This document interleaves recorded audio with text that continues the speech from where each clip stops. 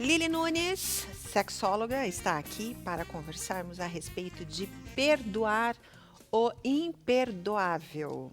Por exemplo, uma traição. Lili, você já perdoou o imperdoável? Eu já perdoei o imperdoável considerando essa perspectiva de que existe algo imperdoável. Uhum. Porque o que acontece? Quando a gente coloca uma situação que a gente julga, a coisa já começa errada nesse momento. Uhum. Porque você coloca um contexto em cima de um valor que é teu. Então, ok, uma traição eu não admito, uma dívida não paga eu não admito, um fuxico, uma mentira eu não admito. Quando você já se posiciona num extremo, você já assume que existe uma situação assim, um vilão e a vítima. Uhum. E a gente tem que entender que muitas vezes a parte que cometeu o erro nem sempre fez aquilo intencionalmente. Uhum. Muitas vezes a pessoa fez numa fraqueza, ela fez num lapso de bom senso, ela não teve o bom senso necessário no momento, não conseguiu raciocinar no momento, às vezes fez num impulso. Enfim, existem contextos que você tem que parar antes de julgar e analisar o que de fato aconteceu. Às vezes a pessoa não teve maturidade no momento para dar conta de uma determinada situação e agiu de acordo com de acordo com a situação, sem que ela pudesse ter tempo de parar e raciocinar melhor, né? Uhum. Então, assim, quando a gente coloca uma situação e a gente desmembra, existe a vítima e o vilão. Eu sou a vítima e ele é o vilão. Então, enquanto ele sofrer, eu vou me sentir bem. Então, nesse momento, o que acontece? Aí você já sai dessa questão de se aliviar. Porque o perdão, o que acontece? O perdão não é você aceitar o que o outro fez e continuar a relação. Uhum. Ou continuar a amizade, ou continuar a relação de trabalho, enfim, qualquer relação que seja. O perdão é quando você olha para aquela situação e aquilo não te machuca mais. Uhum. Então, o perdoar, ele liberta quem se alivia. Quem perdoa e não quem é perdoado. Né? Uma traição entre casais, né? Tem gente que fala assim, eu perdoei o marido, perdoei a esposa, mas não consigo ter relações mais íntimas sexuais de novo. Novamente. A Como intimidade. Agir? Pois é tão delicado, porque assim, eu tô falando aqui de uma forma para serenar e colocar uma outra perspectiva para quem está passando por isso. Não significa que seja fácil e nem tampouco que eu seja dona da verdade. Né? Uma traição, o que acontece? Eu já fui vítima, eu já fui traída. Né? O que acontece? No momento que acontece é horrível. Porque você se sente enganada, você se sente feito de palhaço, você sente que o teu tempo foi perdido, ou você sente que a tua vida pode ser que não tenha mais sentido dali para frente por um determinado momento. E nada como o tempo e o travesseiro para abrandar as coisas, né? Então, no momento que você perdoa, você entende a situação.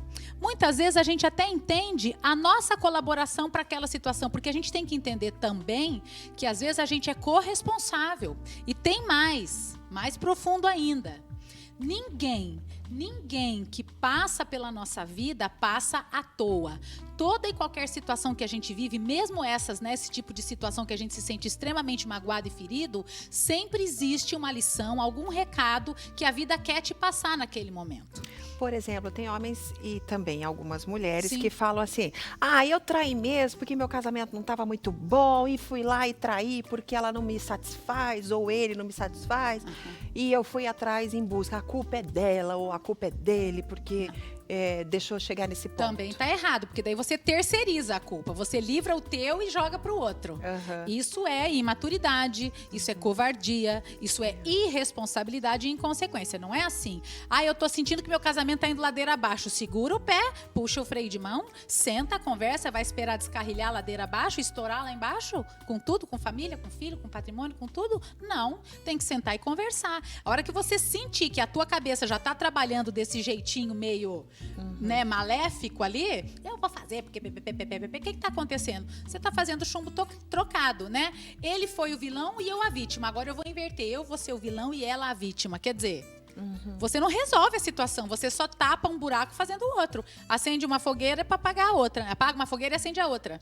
E não adianta. E quando um dos cônjuges né? Ou o homem ou a mulher fala assim, eu tentei, a gente não tem nunca relação íntima, eu vou chutar o balde mesmo e vou atrás de alguém, de outra pessoa. É mais fácil você libertar o outro antes de ir atrás de outra pessoa. Liberta o outro também. Os dois têm o mesmo direito. Liberta Perfeito. o outro. Olha, eu não vejo mais possibilidade da nossa relação continuar. Antes de eu magoar você mais ainda, eu acho melhor a gente encerrar por aqui. Você tá livre e eu também quero ficar livre para seguir meu caminho. Essa é a atitude madura e não egoísta, né? Agora, você sair achando que só você tem o direito de viver feliz e procurar alguém, enquanto o outro fica em cárcere privado, fica refém, fica em cativeiro? Não. Isso daí é desumano até, né? O que fazer? Qual que é a tua dica para quem age e para quem sofre com uma traição como essa? Bom, quem age, né? O que a gente procura colocar? Antes de agir, procura pensar se realmente é o melhor caminho. Né? Antes de agir. Mas agiu, fiz e achei que era mesmo e pronto, já foi. Ok. Como é que você se sente agora? Você viu que realmente era a melhor coisa a ter feito ou você se arrependeu? Foi a melhor coisa a ter feito.